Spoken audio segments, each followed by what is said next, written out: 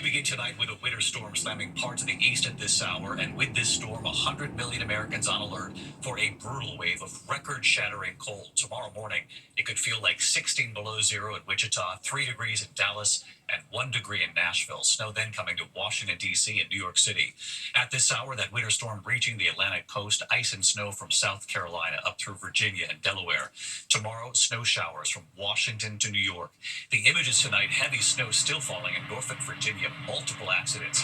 Part of Interstate 64 shut down. Icy roads around Oklahoma City as well. A semi-truck blocking lanes on I-40 today. A chunk of ice blowing off a big rig, smashing through the windshield of another vehicle on Route 78. This is in Pennsylvania. And a dramatic avalanche rescue in Colorado right here. A snowmobiler pulled out alive after an hour buried in the snow. Meteorologist Lee Goldberg standing by with the forecast, the snow, and this record-breaking cold coming. And ABC's Faith Abube leading us off with the images coming in tonight. Tonight, that cross-country winter storm now slamming the East Coast with snow, sleet, and freezing rain. Whiteout conditions in Norfolk, Virginia. First responders working wrecks all over the city. Interstate 64 shut down for a time. Traffic backed up for miles. The city bracing for up to 10 inches of snow. From Raleigh to Richmond, the conditions making for a treacherous ride home. Like they say in driving class, drive defensively. The system moving east after dumping nearly a foot in the plains. And after devastating floods killed at least 14 people. Parts of Kentucky now dealing with up to a foot of fresh snow. In the West, sheriff's body camera showing the frantic race to rescue a snowmobiler who got buried in an avalanche Monday near Vail Pass in the Colorado Rockies. This thing covered him. He is breathing. The victim, buried for more than an hour, miraculously still alive. The record Arctic air ramping up the lake effect snow machine. The roof of this massive warehouse collapsing in Williamstown, New York. Not far from there, the town of Camden declaring a state of emergency. And new dashcam video shows the dangerous drivers are facing all over the country. Watch that again. Josh Keaton says he had an angel with him when a chunk of ice that flung off an 18-wheeler smashed through his windshield. Thankfully, he was able to pull over safely. And David, right now, it feels like -6 degrees here in Kansas City. That right there behind me, that is a water fountain, almost completely frozen over. And David, tomorrow morning, it'll feel like 23 degrees below zero. And those temperatures, frostbite can set in just a half hour. David. Incredible, the ice there behind you. Faith Abube tonight. Faith, thanks to you again. Let's get right to Chief Meteorologist Lee Goldberg of WABC here in New York. Hi, Lee. Hey, David, you know, this southern storm track has been the weather story of the season. D.C. has more snow in New York than New York this season. Pretty incredible. And it's another mid-Atlantic storm tonight. We've got heavy snow and warnings from North Carolina into Virginia. Snow's going to end in Raleigh shortly, but still heavy snow in Norfolk up to Salisbury, up to 6 inches of snow in places like Virginia Beach. That snow and ice moves offshore tonight. But we can still get snow showers in the northeast with a cold blast tomorrow. Some snow in D.C. tomorrow morning. Maybe a dusting in New York gets things slippery for the commute tomorrow evening. The core of the cold air in the middle of the country. Wind chills tomorrow morning 20 to 40 below. Could feel like 3 in Dallas. The core of the cold moves east and eases as we head into the upcoming weekend, but we could have numerous record lows. This is not a mistake. 19 degrees below the actual temperature in Omaha. We thaw out over the weekend. David? Wow, those numbers are extraordinary. We're all in this one together. Lee, thank you again tonight. This evening, after years of the U.S. standing with Ukraine after Vladimir Putin invaded Ukraine, tonight President Trump now taking aim at Ukraine's President Zelensky. A war of words, Trump calling Zelensky a dictator. President Trump also said 24 hours ago Zelensky never should have started the war, even though the world witnessed Russia invading its neighbor. Zelensky responding, saying Trump is, quote, living in a disinformation space. ABC's chief foreign correspondent Ian Pannell from inside Ukraine tonight. Just 24 hours after President Trump falsely blamed President Zelensky for Russia's invasion nearly 3 years ago, Trump tonight doubling down and accusing the Ukrainian leader of being a dictator, criticizing Zelensky in a post online for what Trump claims are low approval ratings and for not holding elections, saying a dictator without elections, Zelensky better move fast or he's not going to have a country left. Zelensky, who's polling over 50% and unable to hold elections while the war rages, calling Trump's accusation Russian disinformation and a Kremlin talking point. Президент Трамп з великою повагою. Adding, with all due respect, President Trump unfortunately lives in this disinformation space. The escalating war of words threatens to interfere with any potential peace deal to end the war. Today, Vladimir Putin basking in the warm glow of thawing relations with America after that 5-hour meeting between senior Russian and American officials without Ukraine present, praising Trump, the Russian leader, saying the talks had gone well and he'd like to meet the American president.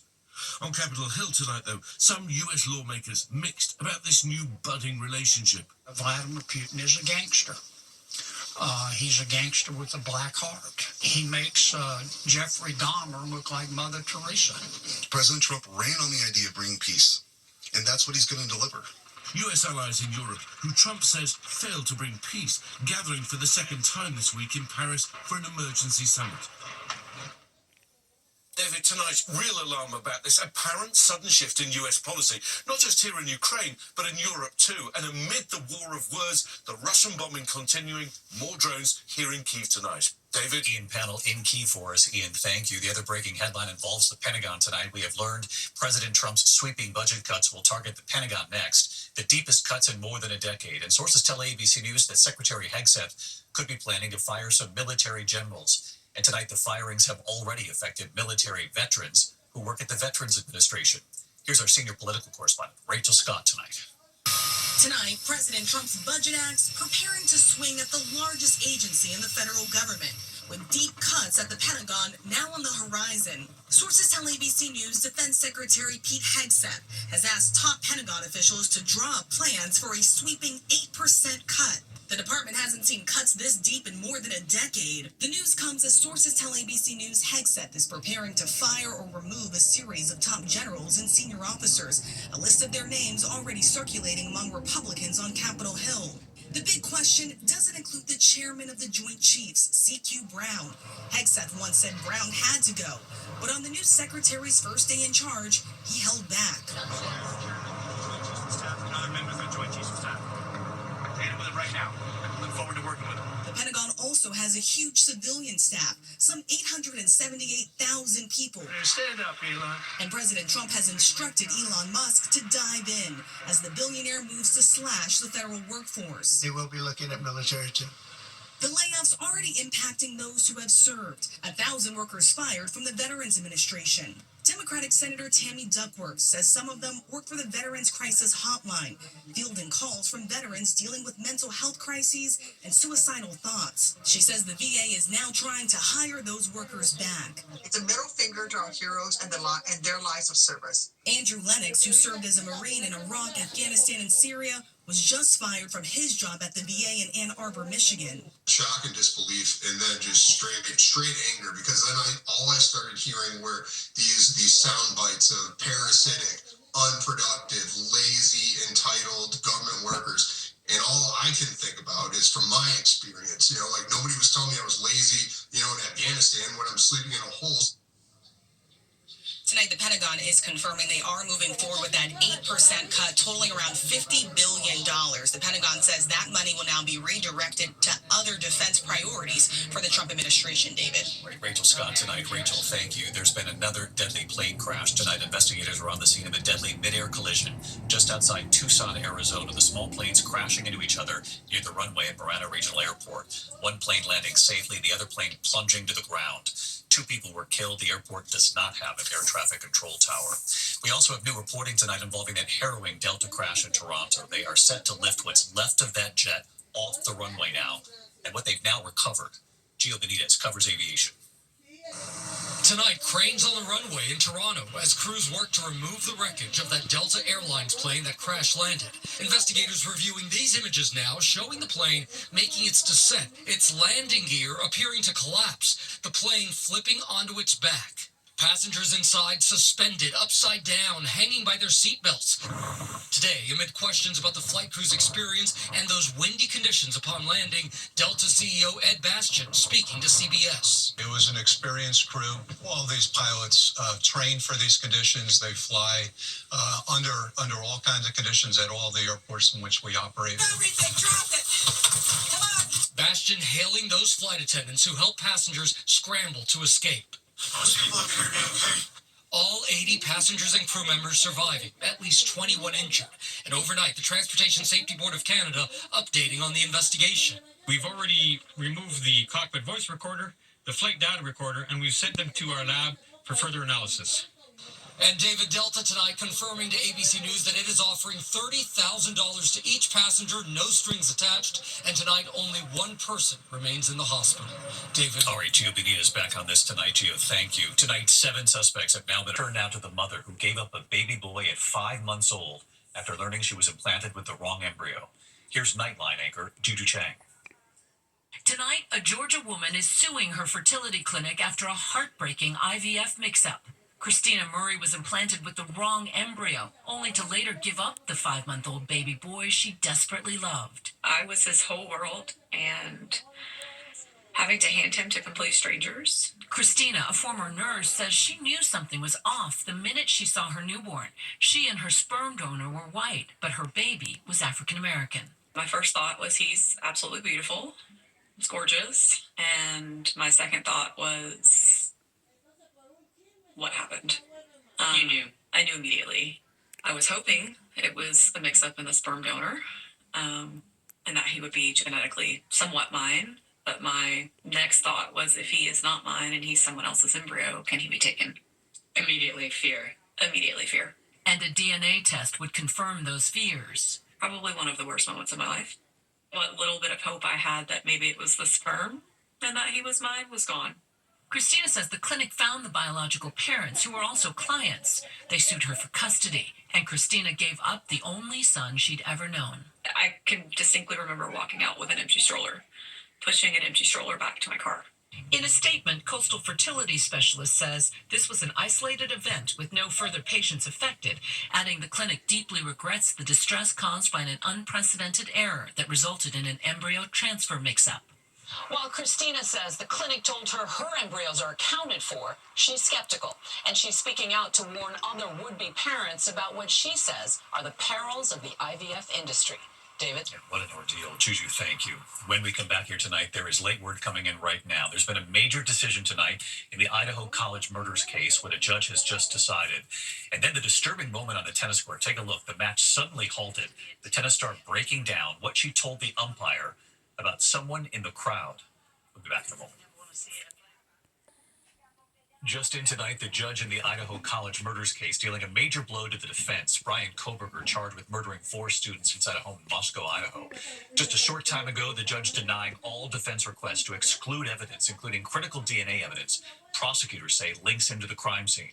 His trial now set to begin in August. The measles outbreak is expanding in West Texas tonight. At least 10 new cases since just Friday. At least 58 cases so far. Most of the patients are unvaccinated. Health officials are working to vaccinate others to try to contain the outbreak. When we come back here, that tennis star breaking down on the court what she tells the umpire about who was in the crowd. And later, that seal you saw right here found in the street. What's happened now? To the index of other news tonight, a chilling scene during a match at the Dubai Tennis Championships. Emma Raducanu becoming visibly upset during her match. Breaking down, she told the chair umpire a man who'd been fixated on her was sitting just a couple of rows away. Security taking him out while she hid behind the chair right there. Authorities say that man had approached her just the day before. Spectacular new images tonight from the far side of the moon. Check it out. The Firefly Aerospace lunar lander sending back these images tonight. The lander orbiting about 75 miles above the surface now, set to touch down on the near side of the moon, March 2nd. When we come back here tonight, we showed you the seal pup discovered right in the middle of the street. But you have to see this tonight. ABC World News Tonight with David Muir, sponsored by Pacific Life, creating financial security for nearly 160 years. Finally tonight here, saving the seal, America Strong. Tonight, the very happy ending to that very unusual sight in New Haven, Connecticut, the seal found in the middle of the street. It's the story we first reported on 2 nights ago here. New Haven police officers responding to a call about a gray seal on a downtown street. With the help of conservation officials, they were able to rescue the young seal pup and transport it about an hour east of Mystic, Connecticut, to the Mystic Aquarium's Animal Rescue Clinic. The veterinary team there determining the seal is about 5 or 6 weeks old, a male, dehydrated, and underweight. The medical team believing he got disoriented and went inland about a quarter to a half mile from the water. And right here tonight, Hey, David. Sarah Callan from Mystic Aquarium's nonprofit Animal Rescue Program. I am here with our famous seal from New Haven. This guy is doing fantastic. We're very happy to report that his rehabilitation is going great. Volunteers helping marine mammals and sea turtles in need along about 1,000 miles of coastline. The police officers coming to visit the pup. We want to make sure the little guy gets the help he needs. Mystic came through and was able to get the seal, and thankfully it's okay. Tonight, Sarah and the care team telling us that pup is getting better, and they hope to return the seal to the wild in the months ahead. That team doing great work at Mystic Aquarium. We'll keep you posted, hopefully back to the wild soon. I'm David Muir. I'll see you tomorrow. Good night.